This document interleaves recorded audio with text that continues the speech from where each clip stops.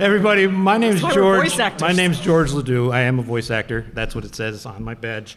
And I'll let you introduce yourself. Sure. What's up, everybody? I am Elisa Melendez. I'm an actor, because I also do on-camera stuff now, which is weird. Nice. Voice actor, on-camera actor, singer, songwriter, gal about town, and lapsed academic. Awesome. Wow. I feel very, Doctor. very, like, I feel ineffectual now. No. No. This is I me have building. no other titles, damn it. It's building an elaborate backup plan for in case any of those things fail. Oh, I know. I used to work for the Postal Service. There. Yeah, now I'm edgy. Okay. Go ahead. This is Hello, Colin. I'm Colin Ryan, and hi. I'm an actor from the UK, and people might know me as Alphino in Final Fantasy XIV. Yeah. Who said Blue Alizé? Oops. Also, I voice Apollo in Hades 2.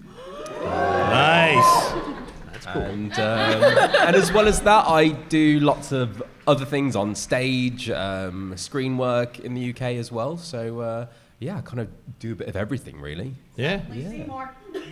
Yeah, I've just finished playing Seymour in Little Shop of Horrors in the UK. Finished on Saturday. Yeah. So it's been a bit of a whirlwind getting here. Wow. But yeah, so I feel privileged to be up here with you, man. Yeah. Oh, that's awesome. That really is awesome. What have I done? All of the people that you've been. If you guys Google my name, that would make it a lot easier for me.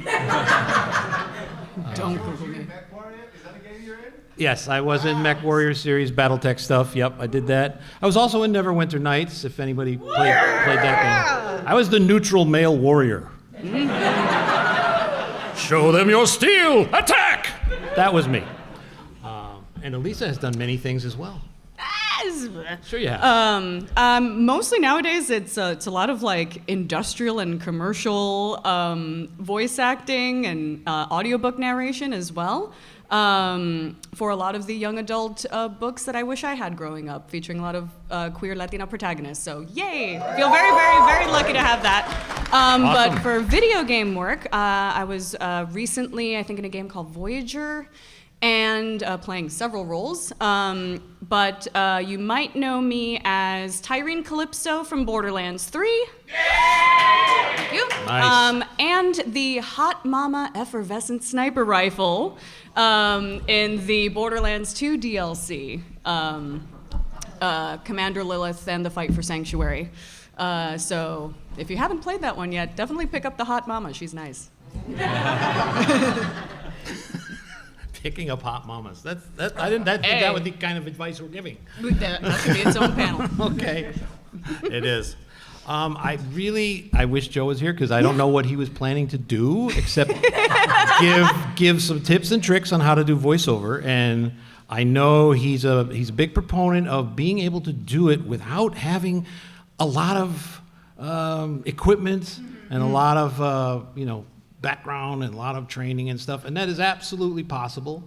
I don't know his methods, so I'm not going to expound on that. I can just tell you I've been doing it for 30 years, and I'm still working on it. And that's the thing, when you're an actor of any sort, right? You constantly are learning, constantly, whether it's from a class or from other actors. I've learned more from my friend out here in the audience that's a voice actor, just in the few hours that we've spoken together this weekend, than I have learned in the last 2 years. So it's like, find good people to know, and that's a good way to go. Let's see, any other ideas? Yeah, you kind of mentioned like classes and talking to other people. I will say I have been in an on-camera acting class for the last year and a half, and that has surprisingly helped me so much in my own voiceover acting, and I didn't even expect that. So Just curious, how did that go? Because I've always wondered about doing on-camera stuff. Yeah, it's hard because they actually like look at you while you say stuff. Yeah, I don't and think I that's like that. weird. I don't like that part. That is very weird. Yeah. It is actually different. Oh wait. Yeah. Everybody, Never here is mind. Joe. Never mind. We're good. We're good. Now we're good. Hi, Elisa. Lisa, nice to meet you. So sorry, guys. Rehearsal ran late, and then autos ran late, and then I ran late. What are we talking about? Well, I was just talking to. We were just voice trying to improv here to keep Yeah. it interesting Vamping. while we were waiting for Great, it. So thanks. it's all good. Yeah. It's all good. I haven't met you before. Nice to meet you. Yeah, I haven't met anybody on this Yeah. on this stage. Okay, well, I'm George Ledoux. This is. Elisa Melendez. Hi. I'm Colin Ryan. Hi, Colin. Hello. So there. I'm Joe. You're sweet. How do you pronounce your last name? Oh, last name is Zija, like zebra, but not. Okay, so Zija. Yeah. Like zebra. I won't remember that. But anyway, so yeah, all we were doing was just starting to talk about what we've done in the past, and we were just starting to think, well, what do we do if Joe doesn't show up? Right. Yeah. So But now that's as you're far here, as we so- got. Okay, great. Well, I'm here now. Start We from There the you go. beginning. that Yeah. contingency plan can come off the shelf, Awesome. which is good. Hi, everybody. How are you doing? Sweet. Did you guys all introduce yourselves already? Yes. Yeah. Oh, I'm Joe Zija. I'm a voice actor. I've been like a full-time actor for like 10 years in Los Angeles. I've been in a couple hundred video games. We got Genshin, we got Fire Emblem, some Final Fantasy stuff. I've been in Call of Duty. I've been in Starfield, Just Cause 4. It's been a really fun, long career, and no 2 days are the same. Golden deer for the win. Heck yeah! Where are my golden deer in the house? Oh yeah, cool, sweet, good to hear. I have a question. Yeah. Do you ever have trouble remembering what you've done? There's a couple times, because, I mean, you guys know, and you may not know, your main roles are really only a small percentage, especially if you're like really in full-time VO mode. Like you'll do a lot of small roles, and so I've got, main roles all over the place, but then, this smattering of NPCs, the bridge is out, like that kind of thing, right? That's kind of like a bread and butter thing for a lot of voice actors, and there have definitely been times where someone would be like, I loved you in blank, and I'd be like, You draw a blank. I have no memory of this place. So sometimes, I do have, but, That's good. I sort of have something for that because I'm a bit of a dork. Just, is anybody familiar with Milanote or Notion or like those kinds of database systems? So I have a section on Milanote where it's basically like every gig I've ever done to try to like keep track of stuff, but also to like hopefully reach out to people after the fact and get clips for reels because I forget to do that all the time. Absolutely. One of the things, it's always, you're tracking down stuff you might have done Yep. just to have it for a record of what you've done. a lot of Yeah. times, like, our production lag is so big that, we'll cut everything for a game, and then 2 years later, that game comes out, and you forget about it. And like I actually have an Excel spreadsheet to go like, make sure that like I get my IMDb updated or whatever for this. Or like you may not even know, Marvel Rivals just came out, which is a ton of fun. I was Bruce Banner in that. I worked on that game starting in 2021. I didn't know what that game was until 2023, except it was like, I'm Bruce Banner, obviously it's Marvel, right? But it was like I had no real clue what it was, or I had never seen any visuals, and then at like late 2023, the director was like, oh yeah, it's kind of like a Overwatch thing for Marvel. I was like, oh, cool. So a lot of times we just don't know. It's all Yeah. very secretive, and often the games are given code names. Yes. Yeah. Often and actors are always the last to know. Oh, things. yeah. Absolutely. And you so don't you- get to see the script ahead of time. No. Yeah, that's it. You don't get a full script. You just get your own lines. And If that. Many times I don't. The day of, Yeah. I'm walking into the Cold booth. Just cold Right. read. Yeah. Sometimes I'll walk in being cast for 3 roles or something, and they'll be like, "Oh, could you also Oh, just yeah. like knock these other things out?" Yeah, we Like, have some time okay. left. Yeah, we have some time left. Do you Now, think we could- Colin, you've done a fair bit of TV, right? Or Yeah. is it the same in the on-camera world, or is it like do you feel more prepared on camera than you do in VO? Yeah, I think VO has a kind of a lot to catch up on. I think the progress in kind of giving actors what they need is very slow within voiceover. because it's only in the last, I don't know, 10, 15 years really that I feel that they've been paying more attention to the quality of voice acting in video games. Yeah. And I would say like that's kind of reflected in the pay as well, because like compared to commercial or television, voice acting for video games can be paid very low. But with television and theatre, because like in the UK we have such a long tradition of theatre, I feel like there's a lot more kind of support for actors, and you often get given a lot more context to what you're doing. For sure. I can think of one session, I can't remember the name of the game, because it was like one of those, like an indie game that brought me in for this thing, and they were like, hey, you're this creature. I can't remember the name of the creature, so I'm just gonna call it like a Mubbleluck or whatever, right? Like, and they were like, you're a Mubbleluck, so we need you to make a Mubbleluck voice. And I asked the director, I was like, what's a Mubbleluck? And like, deadpan, I don't know. And I was like, okay, do you have a picture of them in the game? No. I was like, so you just want me to make do you know anything about them? Are they violent? Are they big? Are they small? Are they, are they get like tiny voices? Big? I don't know. And that often can be the case, especially for like lower budget video games.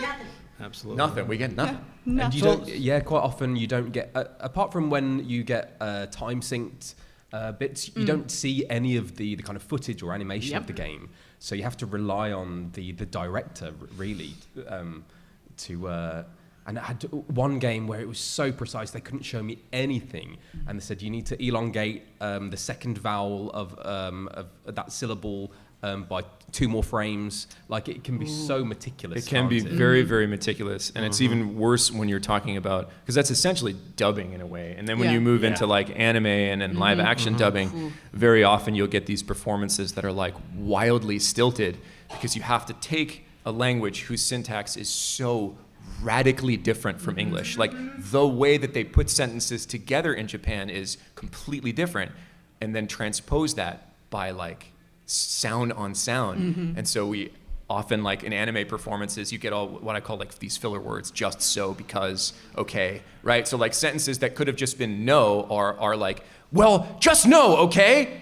Because that's what it, like, and you're like, you could have just said no and it would have been tighter, better writing, but like we're forced to. So yeah, like that's dubbing is its own monster, man. Yeah, like props to those who can match mouth flaps. Like, I've done Walla and like Walla singing as well, and I'm just like, oof. Let me ask you, Joe, because the reason we're here, it's supposed to be tips and tricks, right? Yes. Okay. Well, let me ask, what would be your number one tip, just to keep the thing on topic here? If that was, what were you thinking of starting this off with? I don't know. I didn't know who put me in charge or why. I'm sorry. Yeah, that person should be fired. I know. It's sort of the general thought that in voiceover, to start in voiceover, you have to have a lot of stuff. You have to have equipment, you have to have training and stuff. But I know recently you've been sort of proposing the idea that this is not a necessity. Yes, and I think that opinion is what kind of pushed me to create learnvoiceacting.com. It's like what I run now. It was the idea, because my acting background is, that's it. There's nothing in there, right? Like my acting background, I started acting like most people. Yeah. I was a military intelligence officer for the United States Air Force for 10 years and then got out, worked for the CIA and FBI. One Saturday morning I said, I wanted to try voice acting. I booked the first thing I auditioned for, and 8 months later quit my job, right? So like, Well, you do have a do that, lovely right? voice. Like, that's literally the story. So there's the pervading sense that like, oh, you need, formal acting training, you need $1,000 studio, you need an agent, and so like that was true 25 years ago. The industry has so radically changed, and it depends on what you want to do in the industry. Do you want to be creatively fulfilled or make money, or do both? You just mentioned, like commercials, right? Oh, yeah. Commercials make a shit ton of money. God, like, they're you can make a beautiful. ton of money in commercials or corporate or non-broadcast. You only have to sell your soul. Yeah. But But nobody's- how but much nobody's was gonna left invite of it you. anyway? Yeah, you no one's going to know? invite you to be on a MAGFest panel, because you were in a McDonald's commercial, right? So, right. Well, hold on. Some of you got the joke. There's some inside. There was an inside joke there. Okay. So my number one tip is like, just give yourself permission to go try stuff. The cost for failure is zero. Zero. Like if you screw up, nothing happens. So go screw up, go fall forward, go fail. Buy a crappy microphone, listen to yourself, listen to other people, try to mimic other people's performance. Mess around, have a good time. And just get out there and do. Don't prepare so much. Yeah, that's good advice right there. I don't know about you guys. That sounds great. I mean, I can't really comment on kind of getting into the industry over here because like, I'm based in the UK. But what I would say is get to know your voice and what it can do, and like you said, kind of play around and experiment and record yourself as well and listen Absolutely. back to it and work on scripts. You can take transcripts from, I mean, there are scripts all over the internet that you can work on and just kind of practice your craft. Also, vocal health as well and hygiene is super important. Hydration is probably the most important thing. Yep, you have water, I left mine And home. you have to start drinking water at least a few hours before you work on a job, because it takes that long for the water to actually hydrate you. And then warming up and warming down as well is really important, especially if you're doing any kind of like shouting or prolonged like screaming or anything like that, or singing. You have to, because it's the voice is a muscle just like the rest of your body, and you know you wouldn't go into the gym and start doing a crazy workout before warming up. So really taking care of your voice as an instrument is super important, I would say. You're absolutely right. Yeah, I would second that. To start with the taking care of your voice. I've been doing this for 30 years, and I'm still not an overnight success, but that's okay. When I started, I didn't like the sound of my own voice, and that would be another thing I would say is start recording yourself if you haven't ever done it, so you know what you sound like, and you get used to it, because I don't know one person that ever says, God, I sound great. No. Everyone always is like, you sound like shit. So- Usually it's the slate. I'll hit a really good slate at the end, you know. A slate is when you say your name at the beginning of an Yeah, audition, which like is so Elisa awkward. Melendez, Mary Collins Agency. I'm like, yeah, that sounded good. Oh Everything yeah, else, well, loving we'll that see. slate. Absolutely. We'll see, you know. And then everything. But no, absolutely, get used to a microphone, even if it's a simple one, doesn't have to be a fancy one. Record yourself in your phone, whatever people like to use these days. I mean, literally, I started with a reel-to-reel recorder, that big, Hand cranked. yeah, it was basically that kind of thing. I know, I still have it. Who can sell that? Yeah, get used to your voice. And another thing is, I find, especially as I grow older and people seem to grow younger, imagination. Oh yeah. Absolutely let your imagination flow. Because I find so many people when they're first starting, or people that haven't been doing it that long, they have a hard time exercising that imagination muscle. Joe was just talking about muscles, and Colin was saying the same thing. Imagination is almost like a muscle. If you don't use it and you just keep suppressing it because of life, it can really affect your performances, because you need to have that. Agree. Yeah. Absolutely. And to that, well, No, I'm done. to that point, it's something that resonated with me really hard. Joni Mitchell calls crop rotation with your art. So sometimes when she's working on music, sometimes she'll take a break up and do painting. Take a break from that and read books or write poetry. And so really engaging with other forms of art will also help fill your creative cup and give you ideas. Yeah. So that I think has been very, very helpful for me, and also kind of helps stave off like creative burnout as well by kind of moving to different things. And in general, be more present, you know, in life. Try to get more experiences. Don't just focus on one little thing, because as I've learned, as I've gotten older, the more life experiences you have, the better you get at being a voice actor. And Joe, being a former military guy, you must have all kinds of cool stories you can tell when no one's around. A lot of stories I can't too. Yeah. You know, that kind of thing. And same thing. I started doing voiceover in 1995, and I was in my 40s. And so it's never too late, absolutely. And it's never too early, really. Yep. I mean, if you can read, you can do voiceover pretty much. Pretty much, yeah. Yeah. Like the thing about like, you know, oh, I don't like my voice, or like I need a specific voice. I'll tell this story. One of my students, her name is Mia. She had this thing where when she was young, she had a house that was like full of black mold or whatever like that, and actually physically altered her like vocal structure, and she has a very unique nasally voice, and always thought like, you know, this is crazy, whatever.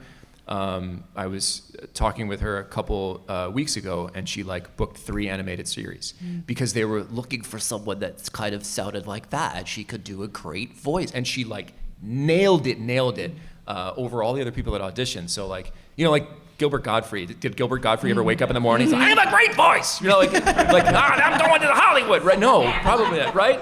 And then it's, you know, don't focus on like, oh, I don't have a good voice, or I need. That's what I'm saying. Like, there's so many things Absolutely. you think you need.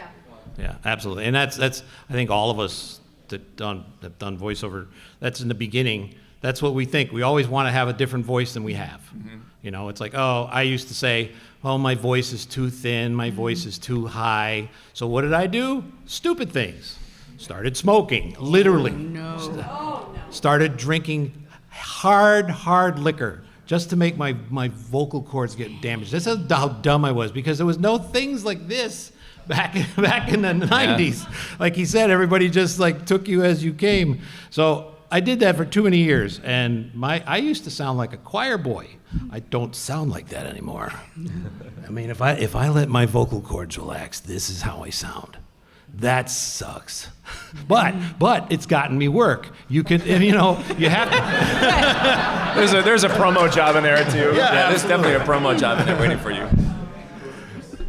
So what about like, if you're gonna start out, what would you say is the basic stuff you need for like equipment to start with? Because most people think, I don't have any stuff to record with. I don't have a microphone. I don't have, you know. Yeah, a mic and interface in the computer. Those are the only 3 things you need. I booked my first job on a microphone that cost $67 that I won in a competition with Overclocked Remix. Like that's how I, like it was like circa 2011 or whatever, I submitted a track for a Final Fantasy VI album. And like you won the contest, here's a free microphone. So I got that microphone and booked a video job. I can top that. Oh, hit me. Not really top it, but I got my first big video game job, well, second big video game job, was in a game called Freedom Force. And I played like superheroes and stuff like that, but I booked it from home, which was unheard of then. And it was through I don't know if people remember the stores Radio Shack.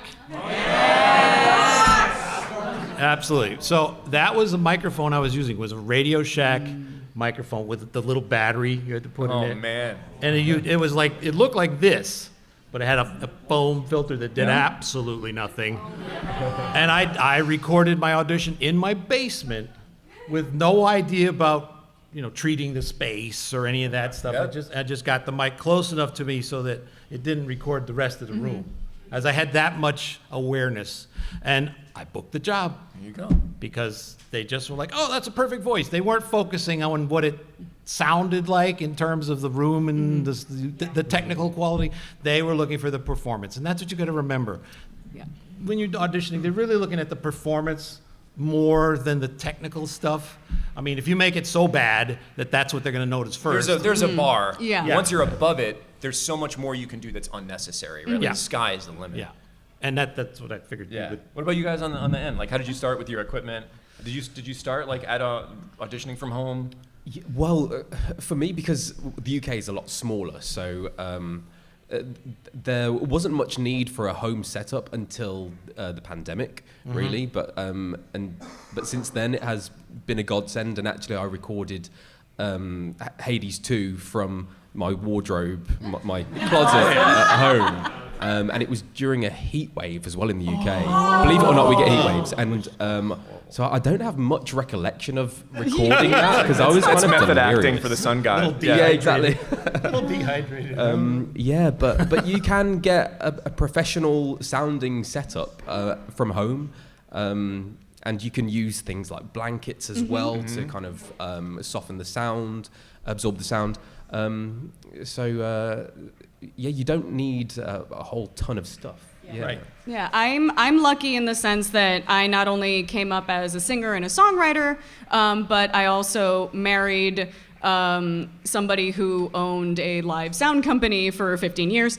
So we had like a decent amount of microphones kind of already. But in terms of like the space that we had, it wasn't set up for VO. So I remember a lot of my first auditions post Tyrene, because that one I was lucky enough to actually just be working at Gearbox at the time, was basically like two boom mic stands kind of tilted so that we could throw a packing blanket over it and then shove me in a corner. And then we lived close to an airport. So we lived close to an airport, and the apartment that we were in had like no insulation, had foundation issues. There were cracks everywhere, like all the outside noise could get in. So it was just a lot of like plane. Okay, and we're good. Yeah. And it was that for up car. You know, and it was, you know, kind of having to fight through that for a few years. But yeah, like nowadays it's literally like at home with an SM7B, a cloud lifter, my laptop, and then like a couple of pieces of foam on my desk that he, love you honey, put together where it's like a foam corner and then a piece of foam on top as like a lid, so that I could just like put it on myself whenever I have to do VO. It's so glamorous, you guys. So glamorous. My cat loves to join in at every opportunity. She loves to give notes. But you don't need much. You to really start. don't. You really don't. I mean, exactly. And when I was first starting, I didn't have any moving blankets or anything, which are great to use. I actually just built a pillow fort. Yep. Pillow forts are pillow yeah. fort. Yeah. I built one. I had some urgent stuff come in like while I was on the plane. So the first thing I did when I landed here was go into my hotel room, like build a pillow fort, put my mic in there, do a couple things, and then like get off to the next thing. So it's not as hard as you think it is. Like when you don't know what you don't know, then it seems like really overwhelming. And So that's why you come to things like this. that's why you come to things like this. to get some ideas, Hopefully. get some Do encouragement. we want to let them run the rodeo for here? Take some questions, I like or do we that. have like Yes. other stuff that we want to talk about? I don't think you'll have any lack of questions. I think we're gonna Yeah, be. yeah, you guys yeah, are gonna yeah, fill. we're gonna have plenty. We're lazy up here. How do we do this effectively? Okay, who wants to go first? Okay, how about you? So you mentioned imagination being an important component. Yes. When you're alone in a sound booth with a microphone, how do you get the character? From a lot of different possible sources. It's never the same story. Sometimes you can figure out the character from the notes you're given. Sometimes you're not given any. So you have to sort of garner some of that information from the script. Because, I mean, if someone's expecting you to record something, they're going to give you at least a script if you're by yourself. You know, if they say, oh, go home and record this, they'll give you that.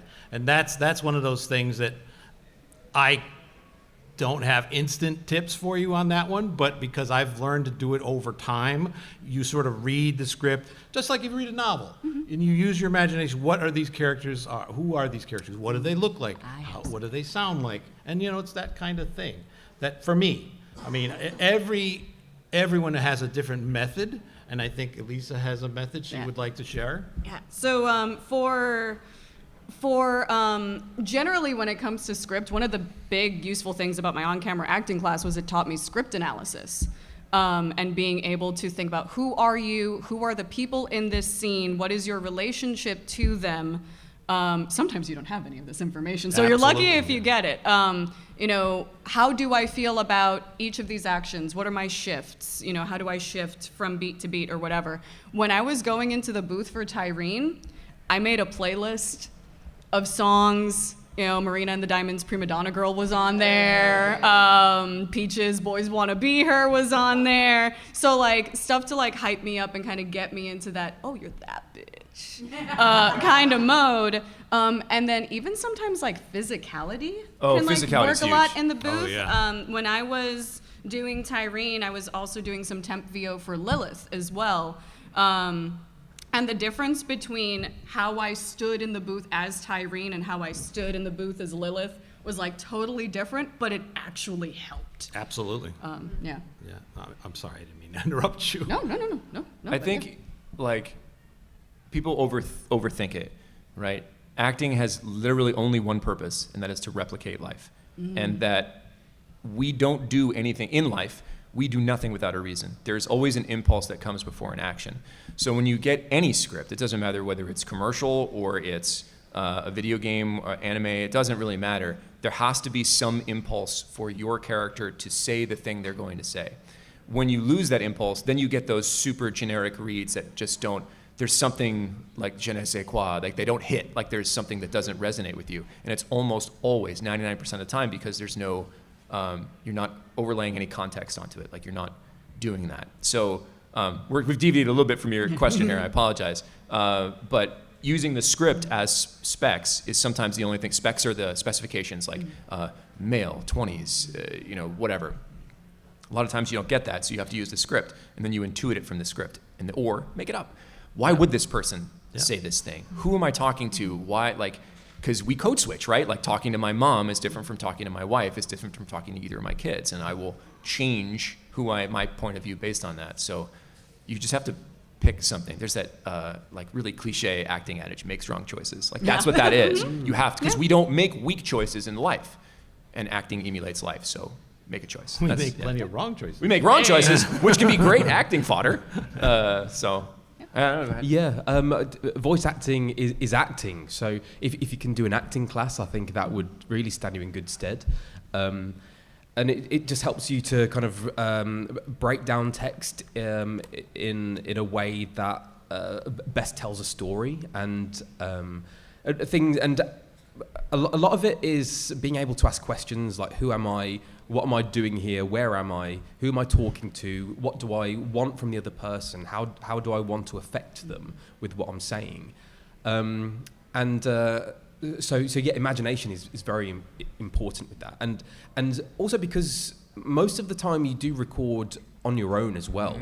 So I think having an idea of who you're talking to, even if you don't know who the other character is, I find it useful to having someone from my life in my mind that I can imagine that I'm delivering the line to them. Also, someone else gave me a tip of using the microphone as well as the other person, as the other character, especially when you do very intimate things. Yeah. You can use the proximity to the microphone to really help you establish that kind of relationship, because otherwise you can really tell when someone just delivers a line. It just feels very disconnected. It doesn't sound like they're talking to someone. So making it sound like you're having a conversation is very important. Mic proximity can be a real fun tool, especially when you're talking about really intense emotions and thinking about if this person, being angry, right? You yell at someone get out of my face, right? But if you imagine, I'll tell an actor okay, take that. We've already done the yelling part. They're 1 inch from your face, and it becomes get out of my face. And that can be really cut through in a way, because people think angry and everyone goes to rage, but there's so many different kinds of anger, and you can use mic proximity to slashing someone's tires. Yeah. It's a little personal experience, I think. No, I'm sorry, I was distracted. Next question. Yes. You pick it this Okay, there's a purple shirt right in the middle. Yes. Yep. Elisa, in particular, you mentioned that you also do audiobooks. Yes. I don't know if the rest of you do it all. Do you have any tips particular to Ooh. Pace yourself, damn. Because I started my first audiobook, I was booked in a studio and they booked me for 2 4-hour sessions to read half this book because it was a kind of 2 characters point of view and I was one of them. And then the next audiobooks were like, here's the book. You have until next month, have fun. And then I had to figure out what that process was for myself. And then I had to tell myself, hey, if your agent wouldn't let you go for more than 4 hours, don't let yourself go for more than 4 hours. Take care of yourself. I have weird like time blindness sometimes. So sometimes, especially with a book, if I'm like in it, I could just start going. But what I did was I actually took like an IKEA candle, like just a cheap set of IKEA candles that I knew burned for approximately 3 to 3.5 hours. And then when that candle went out, I was like, yeah, I should probably take a break. But sort of taking it, my process is probably like so non-standard though, so like, don't do as I do. But use it to have some ideas. But it's kind of breaking down how many chapters do I have, about what your pace is, you know, like how many hours is it going to take you to record one chapter. Sometimes it's longer than you think, sometimes it's shorter than you think. Sometimes it's about 10 minutes per chapter, but then one book I read had a 30-minute chapter that I didn't sort of realize until I was in it. Because I was like, oh, and it This just is keeps... never gonna end. Okay, well, all right, so maybe this is a 3-chapter day today. Oh, boy. But pacing yourself and kind of getting to know yourself to the point where, like, you know if you flubbed, getting really comfortable with, like, the editing in time. Because I don't like the sound of my voice, I'm like, I don't want to have to listen to this again after I've already read it. So I do my edits kind of in real time instead of doing the thing sometimes where I think people like, you know, like do this as sort of like a marker of when they mess up. I do that. You know, yeah, or I like a snap clap. and it makes the waveform go like this. Yeah, can so see that it you in know the- when to cut it. I was the like, same thing. nope, messed up. You know, drag it back, pick it up, start over again. And it's sort of like recognizing what that is for you, so that you know what you're comfortable with. Because consistency over the course of a book is important. So making sure that you're taking care of yourself every step of the way will help provide that consistency at the end. I hope that. Well, that Help makes anybody. absolute Yeah. sense. Yeah. How about you? Do you ever do I've audiobook done stuff? maybe like 12, 15 audiobooks throughout my whole career. I tend to not do them because they're like the marathon, right? Like they Yeah. take up like a lot of your calendar. Some people like them because they're long, consistent work.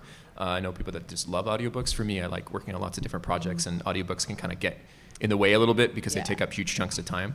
But for me, and I've done a mix of fiction and nonfiction, for me, it was always making sure that pacing was always great. If I knew I had a deadline and I knew I didn't want to read for more than like an hour a day, I knew like I could plan that out and make sure that I met the deadline. For me, I'm weird in that like I don't prep. I read almost everything cold, including audiobooks. Yeah, me too. So that could be a little tricky if it's fiction and you need to start matching character voices and Oh my stuff God, like it that. happens. You know, you can get as complicated as you want. You can make reference files for each character in audiobook. Most audiobook authors, producers, whatever you want to call them, they probably don't want a specific character voice for each character because it gets annoying. Like it's not a cartoon, right? You don't want to listen to a cartoon for the most part unless you're listening to like a radio play. So like keep it straight, keep it easy, and don't be the narrator, because this is like my big pet peeve. Everything is not a children's book. Right? So it's just like, well, I went to the store and I found, and I'm like, 2x isn't fast enough on Audible, you know? So that's it. You could stand out by not being that when you audition. Do you do audiobooks at all? I've done a few, yes, and they were kids' books. So do it then. Perfect intro. And Excellent. I love doing that, and I was encouraged to kind of go wild with the character voices. Perfect.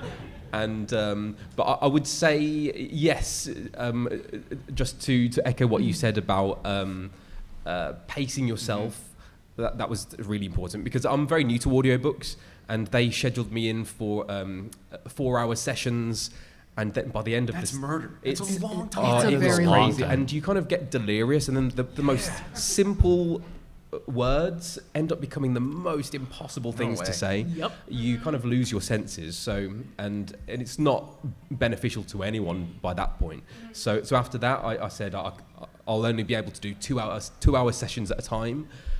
So yeah, don't be afraid to kind of say what you need because we're human beings. We all kind of work in different ways. And so you really do have to kind of just listen to your body and what and say what you need. I would bet an audiobook by you would be really good, only because I'm listening to your voice right now. I'd I'm listen to the thinking- hell out of that. Yeah, exactly. I'm thinking, man, you could read a wiki page on lemons. Oh, yeah. And that'd be awesome. Anyway, I'll bet. Next What's question. next? Let's go all the way to the back. You're on the back wall. Can you project this far? Me? Yes. Yep. Inspired by your recent role as Bruce Banner in Marvel's Rivals, how do you approach voice acting a character that already has such a long legacy and so many different roles attached to it? Yeah, I've had the pleasure of doing it in a couple different roles. I was Fox McCloud, I've been Bumblebee in a bunch of different things, and then Bruce Banner. And my goal was always to not do what was already done. Not because I didn't like it, but because like they would just hire that guy, right? Like why not just hire that guy? I've been lucky in that each of the ones that I've had to do, like Fox McCloud, I got, and they're like, look, we don't want the Mike West, we're looking for Fox with teeth. He needs to be a little bit harder. He needs to be a little bit more military. Like this is we're in combat. For Bumblebee, for War for Cybertron, Bumblebee didn't have an Autobot symbol or a Decepticon symbol. And I was like, what's up with that? And they were like, you're going to enjoy this. And he was like this most cynical, jaded gunrunner Bumblebee. And so like I got to do that spin on it. So I've been lucky in each case where like I can sort of be true to an original, but the context gave me the freedom to not just copy anyway. So I was never too worried about like, oh, I'm not, it's not going to be Fox McCloud. It's not designed to be that Fox McCloud. It wasn't designed to be that Bumblebee. Bruce Banner, they were like, we need him to be nerdier. And I was like, okay, we're going to, the dork throttle's just full on. And so that, I didn't need to be Mark Ruffalo, and that's liberating. Did you guys ever replace a role or like do an iconic kind of thing? No, I've only been replaced many times. I mean, me too. Yeah. Every voice actor has. It's just Yeah, part how of was the it job. for you taking over Alphino? Like, Well, what is yes, it? Yeah. exactly. Yeah. So I took over the role of Alphino from Sam Riegel, who is a voice acting legend. But thank God I didn't know that Sam actually voiced Alphino before. And that's the thing, like, it goes back to what we were saying about the video game industry being so secretive. I didn't even know I was auditioning for Final Fantasy XIV. So I had no idea that someone had voiced the character before. And I'm glad they didn't tell me, because if I had researched that before, I would have gone into the studio trying to emulate what Sam did. And we have very different voices. So, but I think it's we each embody Alphino in a different way, but the essence is, of the character is still there. It just comes out a little differently. And the other thing is, you're not going to please everyone. So when I kind of took over, it was a bit of a jump scare for people, and some people loved it. Right? Yes. Yeah. Until you get to that point and I get in the game. Oh yes. So yeah, I've recently started playing it myself and, Oh, boy. and streaming. So Oh boy. yeah, that's a whole different thing. Are you still in A Realm Reborn? I am. I'm yes. so sorry. Yeah, you'll get there. I promise. You're gonna get there. It's gonna be great. Hold on. Okay. Good advice. Find a support group. That'll get you through way harder. All right, how about the next And question? Halfway through. There's a girl here in a white sweater, like you. I'm pointing right at you. Yes, you mentioned sort of taking care of your voice and muscles, and you mentioned staying hydrated and taking breaks. But is there anything else that you do to make sure you don't lose your voice or anything? The question is there anything else you do other than what we already talked about that Other than drinking to a lot like of take care water. of your voice? Yeah. Number one, you kind of mentioned already, which is advocate for yourself. You need to know when to stop, and you need to tell people when to stop. because you're not going to do yourself any favors if you continue. Your performance will worsen and you're going to hurt yourself. I have plenty of colleagues in this industry that have ruined themselves. The second piece of advice I always give everybody is in your audition, never pick a character voice that you are not willing to do for 4 hours. Yes. And I say this from personal experience. My anecdote for this is Hunter x Hunter. And it was, I can't remember what arc, because that show has like 7,000 episodes. But I go into the audition, or I go into the session, and I didn't audition for this. I go into the session, and Tony Oliver is directing, and I'm like, hey, what am I doing? And he's like, you're like a lobster with machine gun. I don't know, it's Hunter x Hunter. You know, that's normal. His name is Bloster, whatever. And I was like, well, what do you want? What do you want for him? And he's like, I don't know, he's gonna be dead in an episode, I think, anyway, so whatever you pick. Sound dead. So I was like, all right, lobster, I guess I'll give him something like this, right? Bloster the lobster. 24 episodes later, I am still doing that fucking voice. Oh my God. It was the worst choice I think I've ever made in my career. It couldn't have been the worst choice because, I mean, at 24 episodes. It was not a great choice.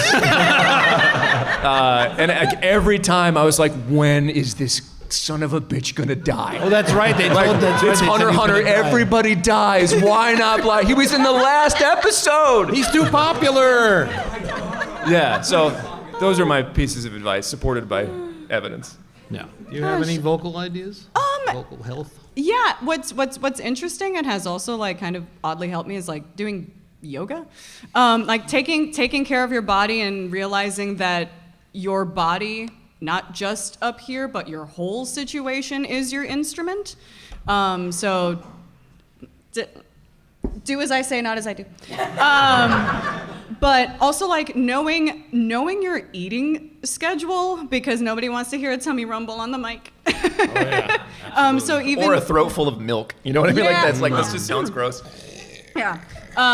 So like taking care of your body, get adequate sleep. It's going to feel like you're treating yourself like a little bit of a diva. But you are your own instrument and you are all you have. So it's okay to be a little bit of a diva on the self-care side. I say this because I don't do that. I'm saying it so I can hear my own voice say it, so I'll actually do it. I understand that. Yeah. Yeah. I mean, You smoke a lot of cigarettes and drink a lot. No, That was the. You know what I mean? Use me as a bad example. Hey.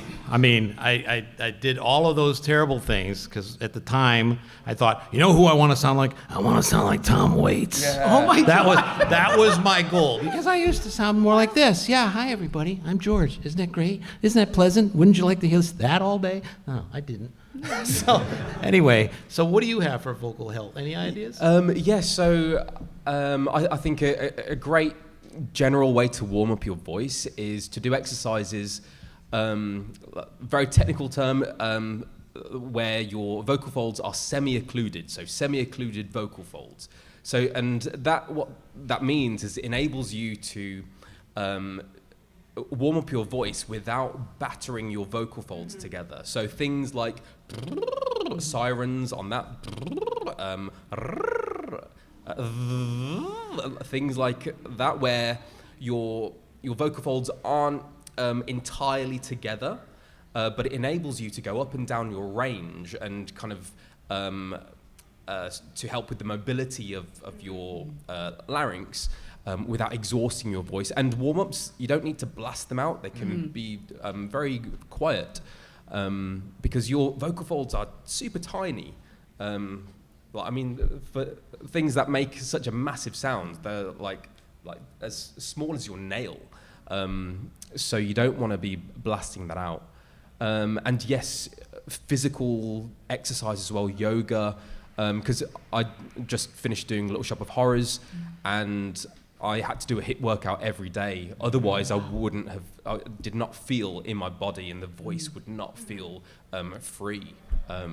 So it is a very, you have to use your whole body for your voice, yeah. Okay. What else you got? We got about 10 minutes left before. Oh, perfect. That's what it says on here.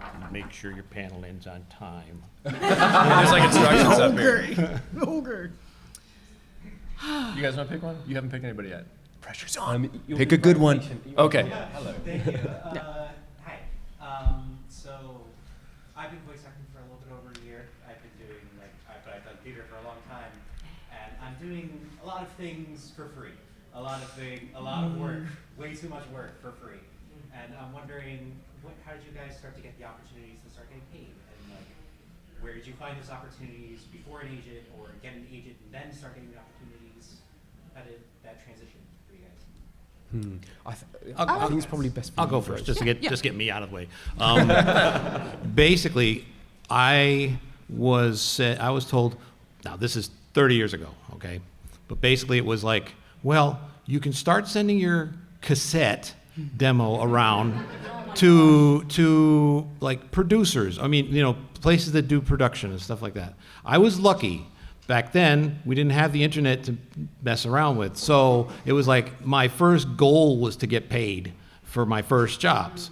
And so I was sending them out to some studios and things like that. But I was very fortunate. Where I lived in Massachusetts, there was a game developer in just the next town over. And they had produced some stuff that was selling pretty well, and they were getting bigger and bigger.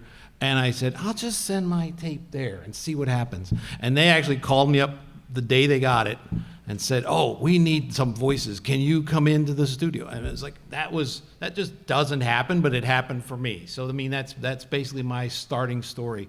And I've done plenty of stuff for free since then, but again, I'm a bad example. And so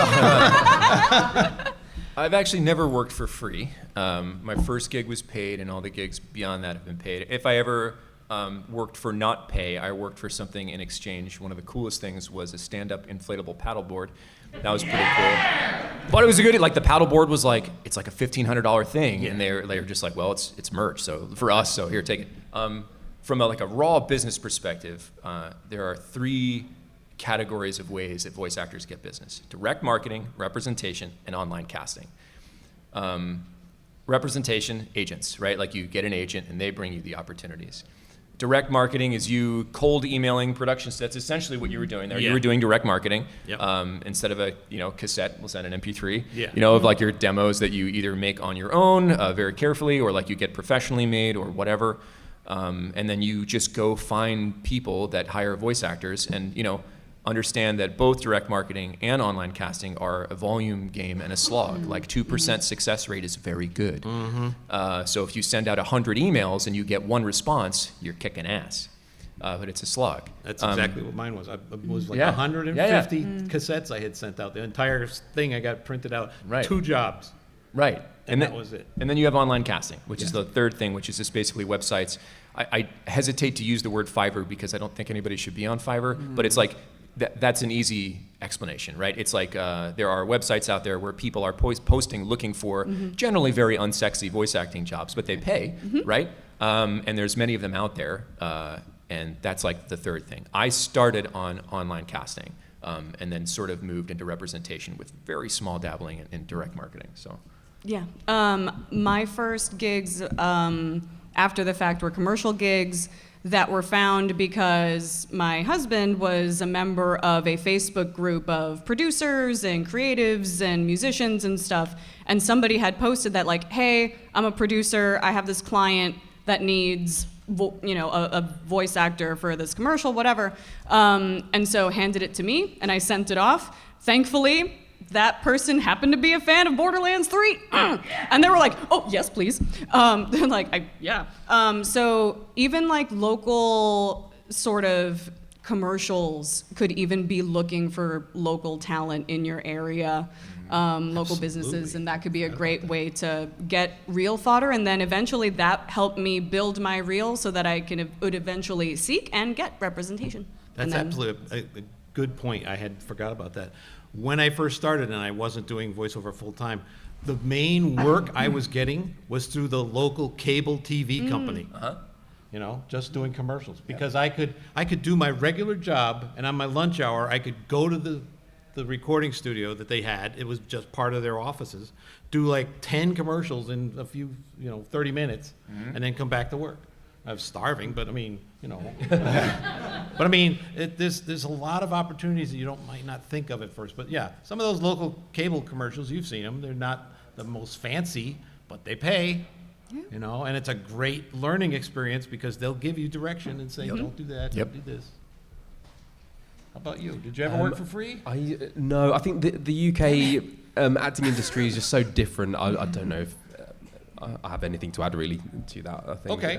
But yeah. All right. Well, we still got another 5 minutes or so. Wow. One more shot. You have a choice? I'm the blue hat. Oh, yeah. that one. Yeah. Pointy blue guy. Any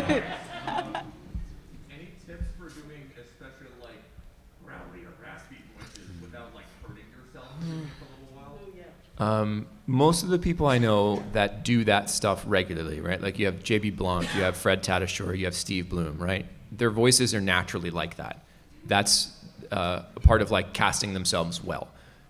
When you try to do it and that's not you, it's strained. So that's kind of like I will occasionally do a lower voice, but I almost never will audition for one because like if someone says, hey, this person's an 800-year-old orc, we want them to sound like they have rocks in their throat, I'll just pass because like I know I can't sustain that well. So I guess my answer is very carefully. Yeah. You always want to work from the center outward. You have a center, whatever that is, whether it's high, thin, airy, take that center and then sort of start playing around on the edges and expand your comfort zone. But don't go from like, hey, my name's Mark to like it's you'll hurt yourself. You absolutely will hurt yourself. I did several times because of the ignorance, Yep. Now I just do it because I'm stubborn. But I wouldn't recommend it. Absolutely would not recommend it. Don't do it. Yeah. The only reason that I was able to pull off the with Tyrene is because I was a rock singer first, and paid my dues in clubs, having to scream over a PA that barely worked to be heard by no one but the bartender. So I had to do that a lot, and that's kind of how I developed that growl. Granted, not trained and probably was lucky to not have messed myself up for all those years. I would venture that was more luck than anything. A lot of luck. But practice and also like knowing your limits. Know your limits. Yeah, I would say that I don't really think there's a healthy way to make those sounds because it's not sustainable at all. Because I've had to do certain characters like monsters and ogres and things, and after it, you're kind of left with no voice.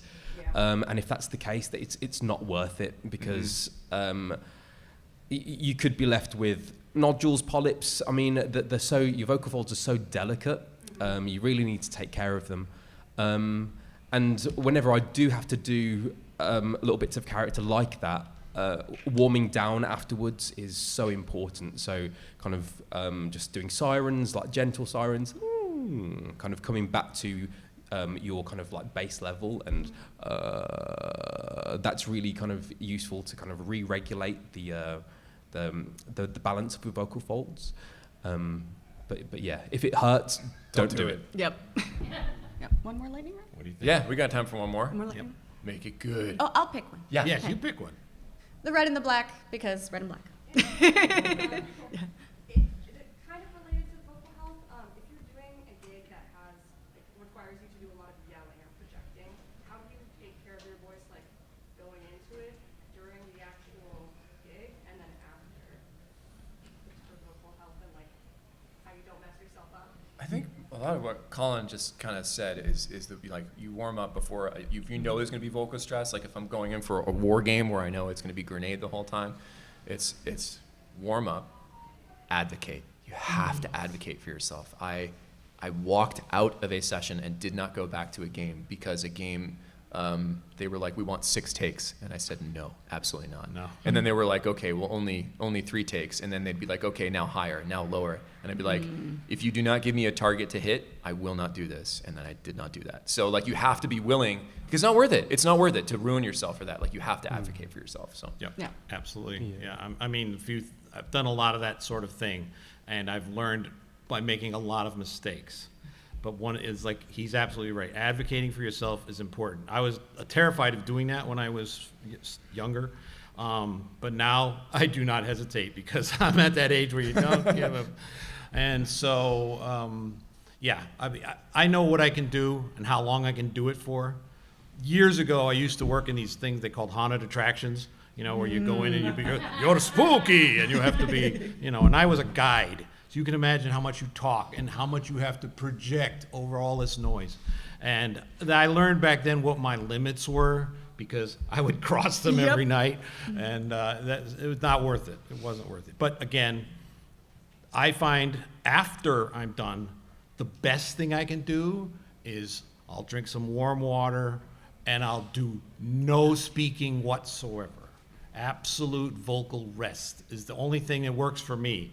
And, because as you get older, you get a lot less elasticity in your vocal cords, and your throat starts to feel like, holy crap, what did I do? You don't want to be a flame eater, and that's what it feels like. So you got to be careful, really careful. Also, I think being really tuned into your intentions is really helpful as well. Because, like, for example, if you're in a real life situation, if you see someone in danger, you will yell out or scream without even thinking, and the voice will just carry. You need to have that kind of connection to the text and what you're saying in the booth, because then you can allow your body to do what it does naturally. And when you start to overthink the voice and think, okay, I've got to take a big breath now in order to make this big sound, that's often a counterproductive thing to do, because the thing is, if you take too much breath, you can actually really damage your vocal folds by kind of forcing all of that air through. But by being really in tune with your intention, with the acting, that will help mitigate that kind of that situation happening. I think we have to stop. They'll kick us out, and then they'll kick us in the butts. But actually, could we really quick just say where people can reach us online potentially, so that? Why not? Okay. Why not? Go for it, Oh no. Oh. Colin Ryan on X, although I'm not really using that so much anymore. Colin_Ryan on Instagram. I'm also I am Alphino on Twitch. Yeah. I'm the only Joe Zija on the planet, on the internet. So it's not hard. Yeah, that's basically me, just George Ledoux. That's my website. It's easy to find me. I'm on, Facebook and Twitter X and Blue Sky and Instagram, all those things, because you kind of have to be if you're doing this sort of thing. It helps to be known and be easy to find. Yes. That helps, especially if you're, because I get contacted by a lot of European developers who don't, English is not their first language, so they'll just look up my name and find me that way. Yep. I'm at ELISAROCKDOC, Elisa Rockdoc, on all of the things I can possibly squat on, up to and including Twitch, TikTok, Instagram, not Twitter, Blue Sky, but I'm also, here's another thing, buy your own domain. Please make this the year that you do that, just in case. ElisaMelendez.com or ElisaRockdoc.com. I'm going to be trying to post there more often because social media is a hellscape. So, there you go. Thank you guys so much for coming out. Have fun. MAGFest is amazing.